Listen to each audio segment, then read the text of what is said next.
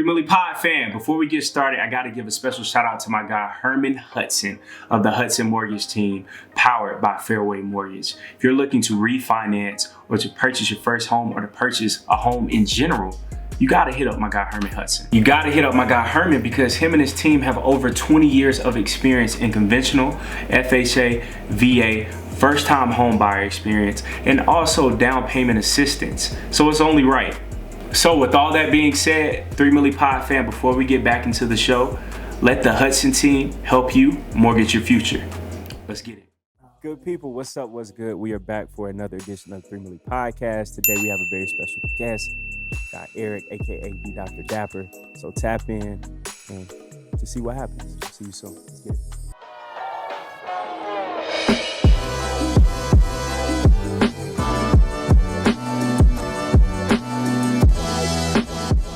What's good, people? So I'm Eric Jones, the Dr. Dapper, and today we're gonna get into a conversation about business, fashion, and branding. I'm so excited to be on the y'all don't Milli Podcast. What? Come on, man, turn me up. I'm excited to be here, bro. Bet. Let's get it. Eric, man, been following you for a while. Had you on the podcast last year. That's crazy. Last year, 2020, bro. And just seeing your story, super inspirational. Seeing you always on the grind. How did you get started in fashion? How'd that journey begin for you? Fashion started, bro. Like if I pull out a baby picture right now, I've been in a suit since I came out with my mom. Like I can say on your podcast. Okay, cool. Since I came out, been in the suit. Grew up in church. My stepdad's pastor. Mom was the first lady, and I played the drums in church. So that's kind of where my style came from, and it just evolved over time into that like dapper, really like classic, I guess, look. So that's where it started, church, and I'm grateful for it because that laid a solid foundation for me to build off of as a man, as an individual, and as an entrepreneur. So yeah, I like that. And bro, when it comes to the shoes, how you dress, everything is very, very detailed. It's stylish, and also it's something that's like somewhat different. You know, usually with like clothing lines is more relaxed, but seeing somebody who's black into luxury, into like old school stuff, like I love it because it's all classic looks. What challenges did you face when it comes to making the shoes, when it comes to just being in a completely different lane that most black people aren't in? Yeah, like even getting into shoes, man, it's like, it's hard, it's expensive. Yeah. But I knew I was going to do something in fashion. And what sparked shoes specifically was an article I read about a girl that started a shoe company when I my junior year in college. And I read it and I was like, dang, I don't got the money she had. And she had connections and money and all that. And I want to make shoes. She just did it. But I could draw, and I was majoring in fashion, so I was like, I can use my resources I have here, and it just went from there. But challenges, bro, it started from the jump, funding. I come from shit. We had nothing, like literally nothing. Grew up rats, roaches, holes in the wall, shit like that. And of course, things got better over time.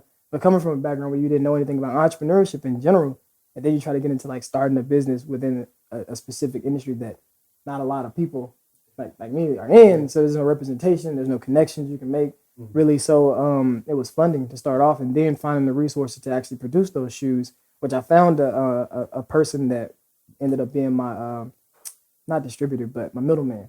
They connected me with the factory, and they ended up screwing me over. Yep, lost a lot of money. Like I spent $2,500 a piece, I think, on samples, and now I pay like $300, $400, $500 for samples, bro. So it's like, it's crazy how much you can get on if you don't know what you're doing. And I think me making those sacrifices, I think if you're like creating a new lane for people that look like you, somebody has to take that loss. And I was the person that took that loss of the money, of losing connection with that supplier, that vendor. And then the factory reached out to me. They found me on Instagram. I got my first order of shoes. They was fucked up, like lower quality. They were narrow.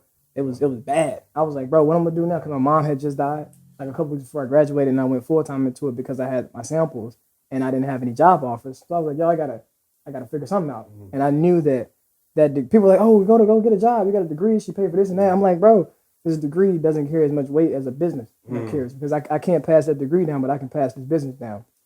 And I look at it now as like my dad passed in my grandma passed in 2010, dad passed in 2013, mom passed in 2016. I look at each one of them as like a baton in a race, and I'm the last person, the last leg of that relay. So my mom passed the baton on to me, and I felt like it was up to me to continue to run that race. and she knew that I had something special. I was gifted, and she sacrificed so much, invested so much, and then she was tired. So those last few weeks before I graduated, she was tired. She was done, and she knew, dang, okay, well, I got you these samples. You my son. I know what you got inside of you. I raised you. Here, take it and run with it. And I'm sprinting with that shit to this day. Yeah. And I'm always sprint with that shit to the day I die. Then I'll pass that on to my child. So it's deep. There are a lot of things I have to overcome. And that's just the beginning of it, you know. Because I ain't had Heck, I lived off a credit card for like 8 months. Like basically the whole 2017. Wow. Yes. It was terrible. It was terrible. Bad. Really dark, but. Eric, man, just from, being around you these past few days, seeing your energy, lighting up the room, fun person, just everything is dope about you. But during those moments of taking losses and experiencing death, financial crisis, all those things, how did you stay positive? Because I know people who's probably like tapping in, who follow, they probably go through like the same thing. So how did you push through some of those darkest moments? I pushed through my darkest moments then, and I still push them the same way. I placed my mom's death as the worst thing that could happen to me on the top of the list. Like, that's the worst thing that could happen. And then once I got through that, there's nothing, anything. There's nothing that could happen that could be like, oh my God, this is so bad, I can't get through this. Like, yo, you just lost your mom at 21, or it's over with. Like, you ain't got nobody else. And that was my number one source of support, motivation, inspiration, investment. She got a credit card, bro, to help me get my first sample. There's no way in the world I would have been able to start this damn company where I got different shoes now. Because I didn't have money. I didn't have credit cards. I didn't have none of that. She was in debt. She didn't have money. She had to go get credit cards. And when she died, all that debt went away. So she took that with her. It's crazy. So, yeah, and she knew she was going to die. Facts. So getting into all that debt and understanding that, he ain't going to have to pay this off. Deep. So, yeah, it's crazy. But, I get through stuff based on perspective. I think you have to have a positive perspective on negative things that happen to you. So if I go outside, like one day I was like, dang, it's rough. I need to go Uber or something. Somebody told me I should go Uber. I was like, all right, I trust your opinion. I'm going to go down to the whip, check the shit out. They needed my insurance. I was like, all right, but I'm going to go down to the whip. I'm going to get my insurance card out. And when I went downstairs, I looked at it, and it was out of date. And I was like, in that moment, your perspective could be, let me re-up on my insurance so I can go Uber. Or it could be like, fuck this shit. I'm going to keep doing what I'm doing. Because that's what I'm supposed to be doing. That's a fork in the road. You determine the outcome. Whatever you pick, that's going to fuck up. That's going to determine, okay, this is what's going to happen in 10 years. This is what's going to happen in 10 years. Me, I'm like, oh yeah, fuck it. I'm not supposed to be doing this shit. I'm supposed to go do what I've been doing. It's going to be straight. And I went back upstairs, and the system said, you need to re-upload a picture of your ID. It didn't go through. And I closed my laptop. So perspective. I love that, bro. And earlier you said something that was very powerful too about you cannot pass down a job to your children. And I think right now, thanks to people like you, Levi, and so many other people right now, it's this movement of ownership, business owners, which I love seeing.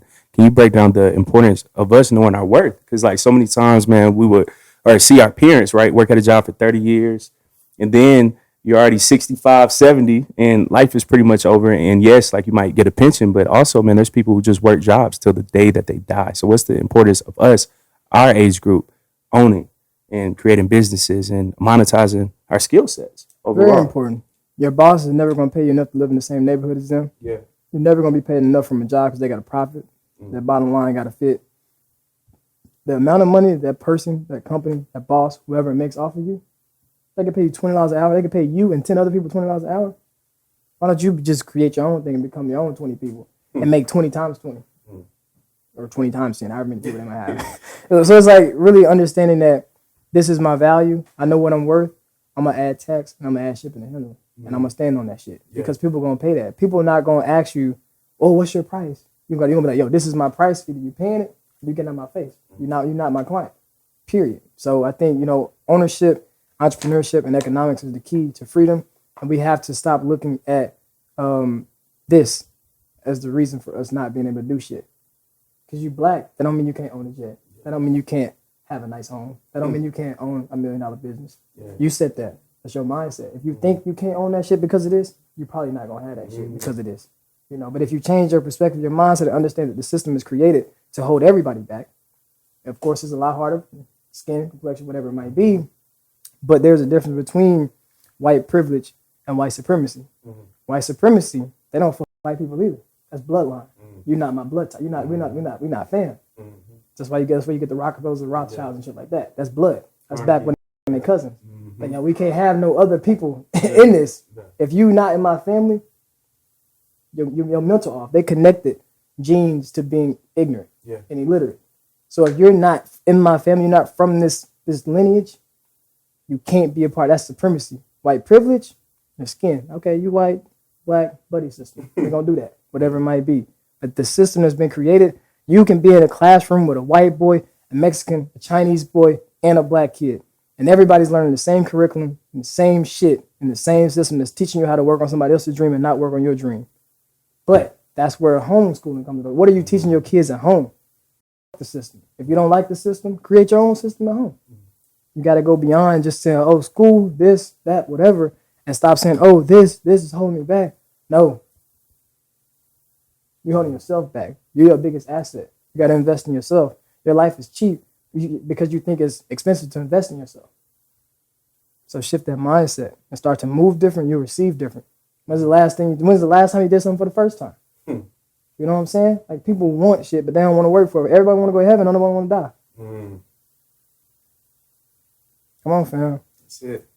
Preaching. And for folks right now, right, who can have all these great ideas, brilliant ideas, but if they're afraid to like take that leap and to really do what they love full time, what words of advice would you have for them?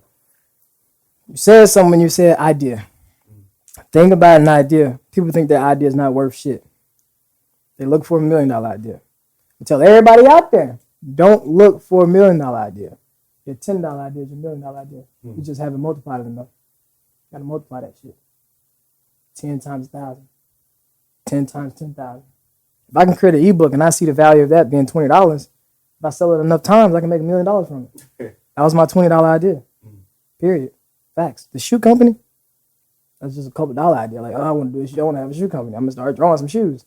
That's not worth shit. But everything starts as an idea. You gotta think it, speak it, write it. If you're not thinking it, speaking it, writing it, you're gonna lose that shit because you don't know when that thought's gonna come back.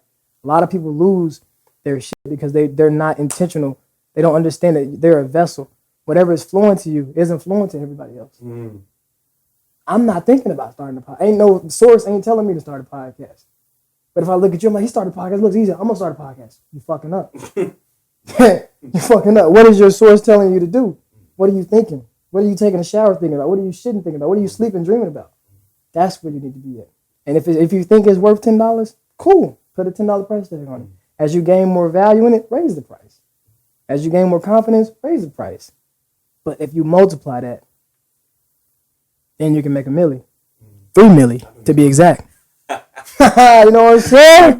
My guy. I appreciate it. Bro, you made a real big move. I mean, going from Arkansas, small state, small town, to LA, bro. That's huge. That's huge. What inspired that move? And now, bro, you are flourishing. So what was that, the move like? And then being in a brand new city, the city, and having your own brand, a business idea, and then to actually put in that work and to execute. What was that like for you? That was big. I moved within 3 months, bro. And my lease was ending. That was just my shoe company. I had to make a decision. Made a decision. I'm gonna move. My mentor, shouts out MJ Harris, one of my old mentors. We met on Instagram. He was like, "Yo, why you ain't moved to LA? What you doing? It's dope." Like, I'm like, food stamps, connections, it's expensive. And he was like, "Bro, we got food stamps out here. You're not losing your connections there. You're just gonna make more connections." So basically, having somebody that's worth millions of dollars with thousands and thousands, hundreds of thousands of followers, and $1 million company, it's like, if you have somebody like that that's like saying, "Yo, you can do it. Like, come out here. I want you to see what it'll be like." You know, I'm like, all right, bet. So sometimes all it takes is that little from somebody that's, you know, has power to be like, "Yo, do it." And I did it. You know, I was like, I just needed that little bit of that little push, because I think we hold ourselves back. I couldn't even spread my wings as much as I wanted to. I kept running the roadblock. I couldn't grow in Arkansas. And a lot of times, you know, you have to change. If you're not being planted in the right soil, certain plants can't grow in certain environments. You know, if I plant a cactus in somewhere like, I don't know, Texas, New York, wherever, shit might not grow. But if I plant it in Phoenix or something, it's probably gonna grow. But it's like, so it's like, are you in the right environment to actually see the growth that you want to see? You might have to change your environment. And then when it gets dark, that doesn't mean it's bad. It might mean you just got planted. Water. Watch it sprout. So I had to move. I had to go. And I moved within 3 months. I had somebody that was supposed to move with me that was a homie, that I thought was a homie. He ended up not having the bread and rode with me all the way to LA. I done fronted racks, bro. Racks that I ain't had. I done fronted $3,000 for deposit and rent. Then the next month rent came up $2,400. Then I had to pay $4,000 to get my stuff. Bro, it hadn't even been a whole month yet. Like 30 days. Go back to Texas and don't come. Yeah. I'll do it myself. Yeah. And I wanted to move. I'm like, yo, I'm going to move to LA. This is going to help me. I'm going to pay half on rent because my rent right now is $900. I'm going to $2,400. That's a lot. That's a big jump. I'm like, how can I do this? And I'm thinking I got to bring somebody with me. But that moment showed me, bro, God, source, universe, whoever, yo, you can do this by yourself. I'm like, how? Nah, like, what? Gotta have somebody come with me. Took that shit. And ever since then, nigga been guaranteed $2,400 every month. Smack, dab, $2,400, $2,400. Charge me double. I'll pay double. You know what I'm saying? Yeah. So it's just really like, it's a blank canvas. And whatever you want it to look like, it can look like that. You're your artist. You're the artist of your life. Picasso. You know, is that the right one? Picasso? You know what I'm saying? Okay, bet. You paint the narrative. You create your own narrative. Don't stop letting people create what your life's supposed to look like. When you got a 9-to-5, they tell you how much you're worth, what time you need to come, what time you need to leave, when you can take off, how long you can take off, who you can take off with, where you can go eat, when you can eat, when you can piss, when you can shit, when you got to sit. If I want to sit at home in my underwear, I'm going to sit at home in my underwear and make a couple thousand. Period. So you take that control back. And that's just me stepping out of my comfort zone. Whenever you're uncomfortable, that's when you grow. Diamonds are made under pressure. You know, you have to be uncomfortable. And whenever something scares you or like you're nervous, you got to run towards that. Because if you run away from fear, the shit that you're scared of, you're never going to grow. If you always want to be comfortable, you're going to be right here chilling. If you're ready to get uncomfortable, get comfortable with being uncomfortable. It's facts. I'll say it again. Get comfortable with being uncomfortable. And when you do that, that's growth. That's facts. And that's where the money resides, where you reside. The money don't reside in a special place. You don't got to have a specific major, specific job to make money. The money resides wherever you watering, you planting them seeds, you networking, you nurturing. That's where the money resides. Fuck what anybody else talking about. Don't let nobody tell you what you need to be doing. Unless it's something that's going to help you grow. Move to LA? You doing good. Damn it, I guess I might move to LA. Can I do good out there? And now I'm doing events. Now I'm consulting. Now I got ebooks. Now I got courses. Now I got the shoes. Now I'm Dr. Dapper. Now I got this. I'm Lupione. Networking events. This event. That event. This company. That nigga in LA. And I could have never imagined it. Motherfucker like, yo, you can be the mayor of LA. You damn right. Whatever I want to be. I love that, bro. I love that. And you're somebody who's constantly stepping out of their comfort zone. So for people who are afraid to actually step out of their comfort zone and, like what you said, do something for the first time, what words of advice would you have for that? I think whatever you're feeding your mind, you know, so for example, say it like this. Your body is a vehicle. Your soul is a GPS. And the knowledge that you receive on that journey is the fuel that gets you to that destination. You got a nice car, which we all have a nice car. We got luxury cars around this bitch. Look beyond that, we luxury cars, we luxury vehicles. So what that means is I got to put premium gas in that vehicle. I can't put no bullshit in that vehicle. A lot of people are putting bullshit into this vehicle based on the food they eat and the things that they take in, from like news, the radio, the music, scrolling on Instagram. It's a lot of bullshit. You might stay in your comfort zone if you're not taking in the right things. This conversation right here, somebody might not listen to this because they think, business, fashion, brands, boring. Nigga, you're going to stay where you at if you're not listening to something that's going to cause you to feel like you need to stretch. Sorry to interrupt the episode, but I got to help you guys out. If you're looking to grow, monetize, and launch your podcast, or just create content for your brand, for that clothing line, for whatever type of business that you have, it's only right that you tap in and buy my very first ebook, Unleash Your Creative Genius. I break all that down for you. You gotta have a game plan. You just can't be throwing darts and expecting for something to stick. You have to have a plan. In this ebook, I break down that plan, and also I break down how you can build that tribe, that community, and build that trust. And that trust then leads to the path of monetization. Check out my very first ebook, Unleash Your Creative Genius. The link is in the description below. Gotta tap in. And as well, after that step, if you would like to chop it up with me more, we have consultation services available. My girlfriend Sid as well. She's providing amazing editing services. She will change the complete aesthetic of your vibe, of your content. So tap in with us, check us out, and let's grow and let's shine together. Now, let's get back to the episode. Let's get it. You're gonna stay where you at. So I think the things that I listen to, the people, the conversations I have, the people I'm around, the things I look at, that make me be like, oh, it might be cliche. If he can do it, I can do it. But if a nigga really sharing their story, more story, less glory, you're gonna feel like, dang, I can do that. I can relate to that person. This is dope. This is raw. This is authentic. So I think it starts with understanding this vehicle is a premium vehicle. If you got a nice whip, you got a Porsche, you got an Audi, you're not just putting regular. You're gonna go up to that $5 gas, $6 gas, wherever you at. $3 here, gas is cheap here. I was like, oh, okay, ATL, cheap gas. Ain't seen that in a while. but yeah, I think whatever people what they're taking in causes them, like their friend group. Oh, you trying to start a shoe company? I don't know, that might be hard, bro. I don't know, we might need to, hey, come hit the streets with us, bro. Like, come, like, slang it real quick. You know, you're trying to go work. You're trying to go, what? Entrepreneurship, bro, get that job. You know, like, job security. Fuck job security. Myth. No security. One stream of income is too close to zero. Don't care if you make it 200 racks a year. Don't matter. One stream of income is too close. There's no such thing as job security because that company is thinking of a way to find somebody to replace you, find a cheaper person, find a robot. It's done. You out. Period. One stream of income is too close to zero. You're failing off top. So if your mindset fucked up, you're going to always stay in your comfort zone. Because you think what's comfortable, that's what you think is comfortable, ain't really comfortable. That 9 to 5 is not comfortable. It's not. Because if they wake up tomorrow and be like, oh, we got to cut. Shows the whole world, bro, well, I can't rely on this company. I can't rely on this boss. I can't rely on the government. $600 check, bro? What's going to do with that? Somebody investing in stocks? A rent due. It don't matter who the president is, who your mayor is, who the governor, whatever the fuck. All this stuff is just face. It's a facade. I don't care who the president is. None of them care about me. They don't know me. They care about their family, the people they know. Bloodline. You do the same thing in your house. Facts. That's good, man. So how do we start changing this the narrative, the paradigm, our thought process when it comes to our friends, our family? So when we do, have these talks about ownership, entrepreneurship, we aren't saying, you should get this job, or instead it's about, hey, I support that. I love that. And how could I invest in that? So how do we start, changing these talks, conversations, and our mindsets? I think it starts with the people that we look up to. We got rappers being politicians. Yeah. What the fuck you been a politician for, bro? We got people talking about, oh, I support black-owned business, but then they say, hey, send me shit for free. And never wear it. So the people we're looking up to, they not really a great representation of what we should be doing.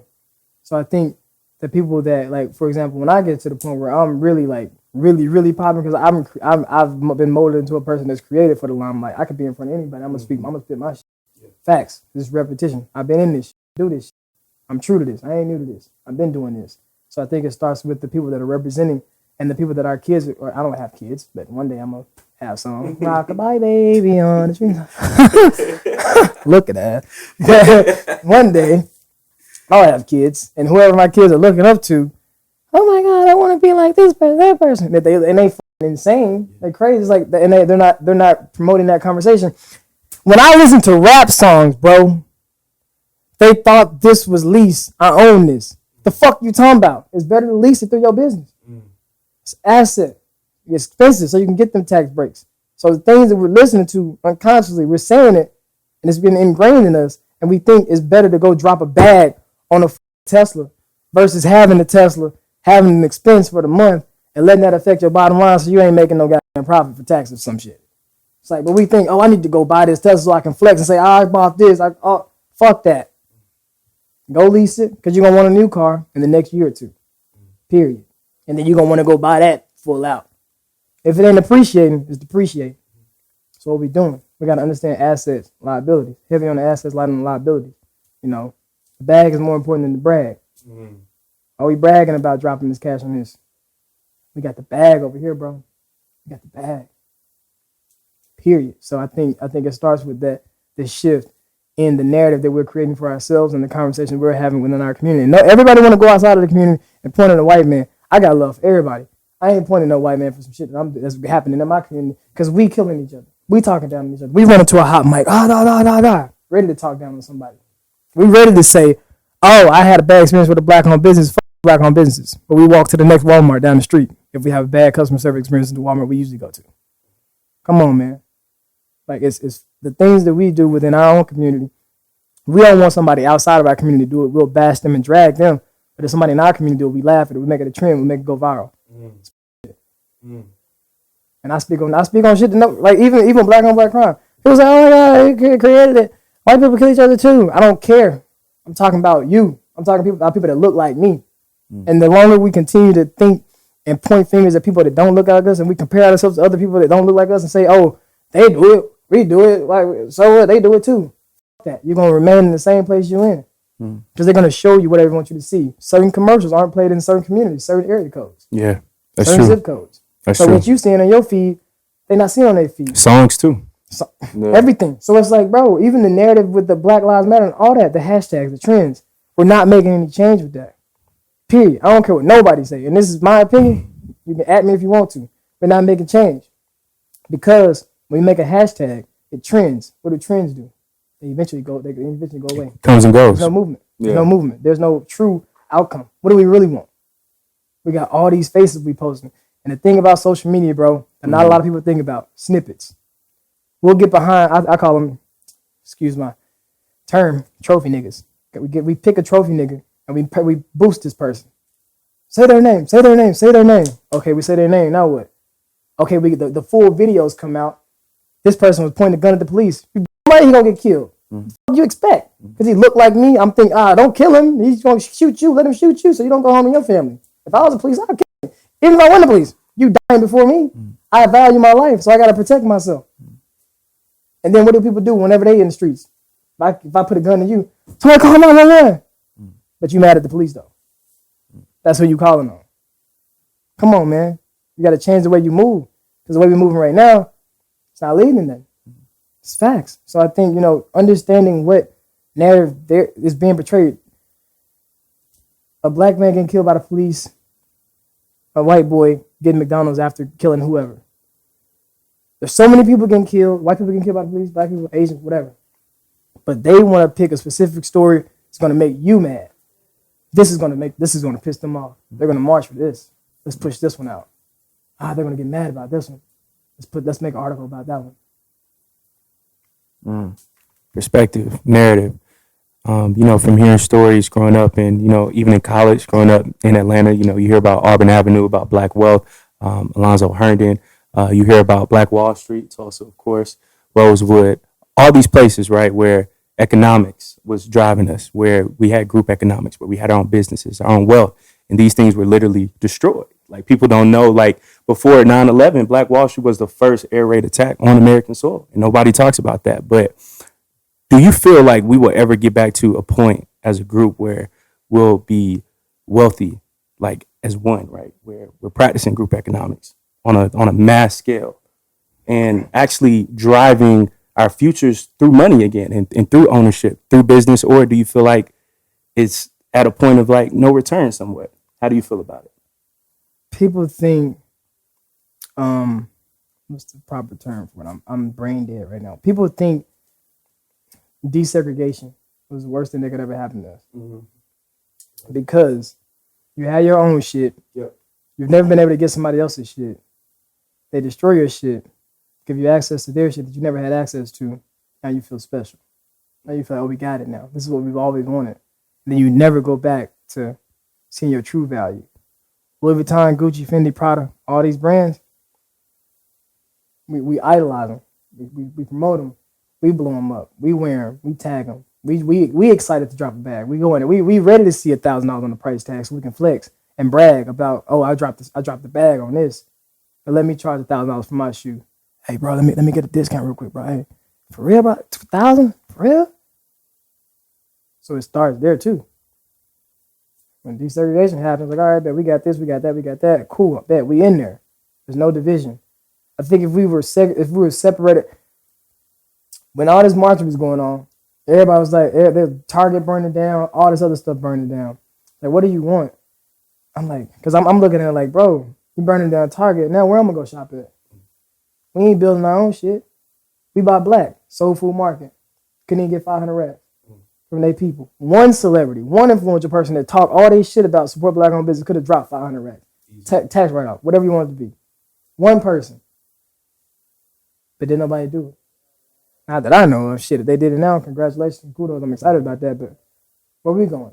So we have to start to really shift what we think is going to make a change happen. We think marching and screaming and posting is going to make a change happen. But like I said earlier, economics, entrepreneurship, and ownership. Because if you don't own shit, you can't control shit. Even the president, paid for, vouched for, sponsored, Walmart's. Lobbyism. Paying for that. Pay for your politician. Yeah. So if we don't start to understand, educate the value of owning some shit and actually support some shit, because everybody, we can yell and scream and cry all we want for reparation. Go get your own bag. Mm-hmm. That much money out here in these streets. And the people that have the bag already, Jay-Z's, the Diddy's, whoever, a lot of people are not going to really invest in your shit because they scared to miss their bag on the back end. If I drop this in this company, it goes against where I've been getting my bag from. If I go really, really hard on this and I say, if T.I. had said, we're not shopping with this company anymore, we're done with them, versus what he actually said, 6 months, let's take a break. Who the shop at Gucci that much? Yeah. What normal black American shops at Gucci every week, every month? Probably get you a Gucci bag a couple times a year, whatever it might be. I don't know. If you got the bag, you get more than that. But just because you said boycott and not cancel, we quick to cancel our own people before we cancel a company that don't give a about you. That's true. So we use the word boycott for a company that drags your shit, but we use the word cancel for somebody that looks just like you. So paid. And then I don't even take it back to slavery, because I mean we can take it there, but it's like, when are we gonna let that go? Everything goes back to, well, they did this to it. Well, they did this. Well, it was this. And we're not there no more. That's just like saying, well, I used to make money like this. We're going to keep it like this. Well, you're going to stay your ass back there then, because this is how we make money now. You're not moving anywhere. So that's where evolution comes into play. We're in the same fucking situation because we've been crying about the same shit. Fuck it. Move on. It happened. Yeah. Teach people about it. Educate them on it. Don't be stuck there. Marketing changes. Branding changes. The ways you make money changes. The ways you build wealth, they're different eras. We're in a different era. But we keeping ourselves in the slave era because our slave mentality. It's all we think about. It's all we go back to. We gotta let that shit go. That's good stuff. Bro, speaking on marketing, branding, that's something that you are an absolute beast at. Multiple streams of income. When it comes to the ebooks, consultations, what inspired that? Knowledge. Knowledge isn't power. The application of knowledge is where power comes into play. So I apply shit. I started to see value in people asking me for advice or asking me for help. And when I realized, I'm like, yo, I need to really I could charge for this. So people, and then over time, as you start to charge for it, as you start to build, how does this look for me? Everything evolves and it falls into, it's just like a puzzle. As you start to find different pieces, it comes again. You have to appreciate all those pieces on your journey, the small things. I look at the puzzle pieces, the small things that happen in your life. Because if you don't appreciate those small things, you miss a couple of those, you can never have a bigger picture. You'll never get that picture on the box you see when you buy that puzzle. So I think that's what it was. Me realizing what allowed me to really just tap into my shit, and it's just teaching other people how I did that. I love that. And for people who have the knowledge, who have the mindset, and who actually want to, give it back. How do you start on that first ebook? How do you market it? How do you brand it? Get the ebook course. Send me a matter of fact, send me a DM. Just send me a DM, you know, real talk. Send me a DM. I send voice messages. I'm very personable, bro. And that's what helps my brain grow a lot. You know, I'm very personable and authentic. And if you're interested in, you know, multiple streams of income, passive income, things of that nature, and you want to develop a personal brand, it might be, just send me a DM. Keep it short, sweet, to the point. DM me. Link is in the bio as well. Everything is just literally just, it's easy to find. You know, the Dr. Dapper, links in the bio, or just send a DM. And I'm there. Bro, from talking to you, seeing like your mindset, learning from you, you show and you've proven like you're building a real community. For people out there, I think everybody gets focused on followers. So how do we not get focused on the following, but actually, you know, providing value and building a real community, a family vibe, all of that. I say build a family, not a customer base. And understanding that a lot of people aren't monetizing. Yeah. A lot of people are buying these followers. It's not about looking cute. It's about, can I really monetize this shit? Yeah. Can I really am I really offering value and having an impact on somebody's life? So when it comes to followers, understand that you can make $10,000 of having 1,000 followers. Right. You don't have to have 100,000 followers to make $10,000. You know, you can really make money from your shit. So I think it starts with understanding that there's quality over quantity. I don't want a whole lot of people on my shit just lurking and looking. I want people on my shit actually ready to support and really sharing my shit. So I want to build a tribe. So changing the perspective on thinking I got to have a whole lot of this to get a whole lot of that versus I can have a little bit of this as long as we really rocking heavy. You know, most people circle really tight. If you got a lot of friends, you got a lot of friends for you might not be going in the right direction. But if you got a really tight circle, there's more power in tight circles, bro. So much more power. If you got a whole lot of friends, a whole lot of different mindsets, a whole lot of different ways of trying to go, whole lot of this, whole lot of that. Yeah. But when you build slowly, understanding that your process is different. This is the last name. Your process is different. It's not a microwave process. It's marination. So if you want to grow real fast, it's cool. Go along. If you want to go far, you got to go together. And having that tight circle is very important. So I'm in a marination process. I want to be that Thanksgiving dinner. I don't want to be McDonald's. Can't eat McDonald's for the next week. It's done the next day. The Thanksgiving dinner, we eat on that for like a week. So it's smacking. I want that shit to smack. Yeah, I feel it. Second to last question, bro. You're somebody who's extremely consistent. You post every single day, bringing value every single day. Can you speak on the importance of just being consistent day in and day out? Consistency is very important, I think, because there's so many people. People say industries are oversaturated. Right. No industry is too saturated. You know, I could be on a panel with 10 people, and they're speaking the same shit, and people are going to gravitate to me because of my personality. I love it. So I think understanding that no industry is too saturated, understand that there are a lot of people knowing what you're doing. You have to be consistent. Just like these trends happen. There are new trends every fucking day. Yeah. So if you're not in somebody's face every day, they might forget about you. Not the first thing on their mind. When people think about branding, shoes, business development, entrepreneurship, getting a good laugh, think about Dr. Dapper because I'm in your face every fucking day. Period. Just facts. I have to stay in your face because there's so many other people that are in your face. Yeah. That's good stuff, man. Before we leave, bro, where do you see yourself within the next 5 to 10 years? The business, the brand, who you are, Alluvione, everything. Where do you see it? Next 5 to 10 years. I don't never put a cap on my shit. I love it. I don't never put a cap on my shit. Yeah. You know, what I expect to happen in 10 years can happen in 10 months. Period. So when I speak, there's power in your voice, power in the tongue. If I speak it and say, I want this in 10 years, it's going to happen probably in 10 years, maybe later than that. So I never put a cap or a timeline on what's going to happen in 5, 10 years. I'm like, yo, this shit is money. Yeah. You never know who you can meet. Yeah. So, of course, wealth, abundance, happiness, being able to invest in people, give back more, do more things like this. 5, 10 years, man, this year, I want my fucking dream car. So it's like speaking into existence. Yeah, you gotta speak into existence, bro. Bank account, you know, we gotta have it fat. So, you know, and multiple streams of income, thriving. You know, it's just literally just like in a nutshell, just abundance, just happiness, true happiness. Because most they happy. What you see on social media, a lot of the times, it's highlight reels. You don't know what people are going through in their real life. I don't want my Instagram to just be a highlight reel. I want my shit to be real life. This is real life. This is what I really do. This is how I really feel every fucking day. If I get on live and I'm happy, I'm dancing, and I get off and then I'm sad, then I don't want. If I'm just feeling bad, I'm just not on live. Yeah. So I really, literally just want abundance, happiness, joy, whatever that looks like. Because I don't even know what that looks like.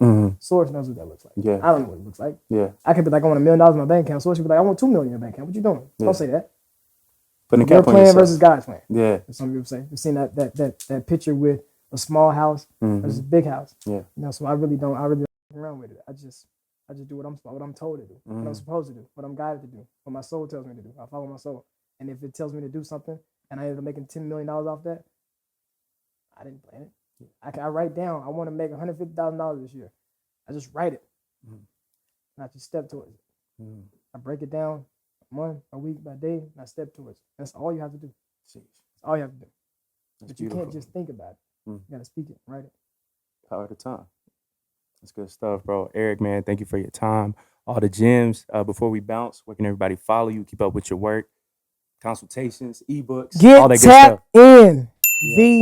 VTHEDOCTOR on Instagram. Period. That's it. Like Levi said, you can Google me too. You know what I'm saying? Get on that Google. Get on Instagram. Get tapped in. No consultations, ebooks, courses, coaching, all that. Events. If you're out in LA, just stay tapped in, man. We got a lot of value to offer. A lot of dope shit we're doing.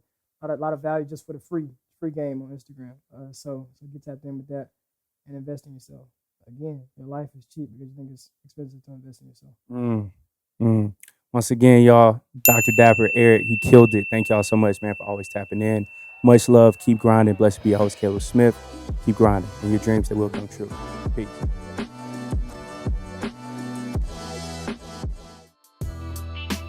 Milli Pod Fam, you are a real one. You made it to the end of this episode. We cannot thank you enough for all the love and support. Before we bounce, as you guys see, you can click the subscribe button, the watch more videos button, tap in, subscribe to our channel if you haven't already. Comment below, tell us your favorite part of this video and why, and also let us know who else you would like for us to chop it up with. Make sure to buy my very first ebook, Unleash Your Creative Genius. Make sure to hit up my girlfriend Sid as well for her editing services. You can hit me up for consultations for your content strategy and content plans. And special thank you to our guests for always dropping gems. We're only getting started. It's just the beginning. Again, make sure to subscribe to our channel, share the vibe, share out our content. And again, thank you for always tapping in and for always supporting. We are always here. Let's talk in the comment section. Let's just chop it up. Much love. Keep grinding, keep shining, because you are important and you are special. We love you, Milli Pod Fam. And it's just the beginning. Blessed be your host, Caleb Smith. And we out of here. Peace.